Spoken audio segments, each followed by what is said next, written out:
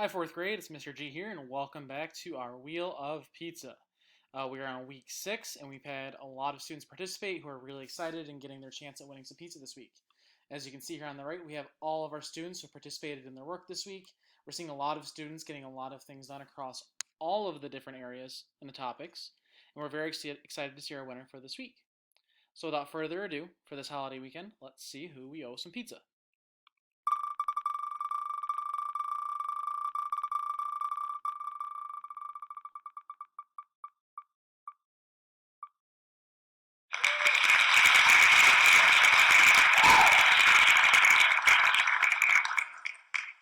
All right, Nicholas.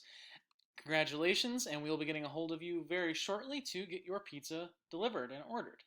And also, congratulations to all of our contestants and participants this week. We look forward to seeing all the work that you guys do for the remaining of the year. And remember, if you want to win this pizza, you have to play to win. Have a great weekend.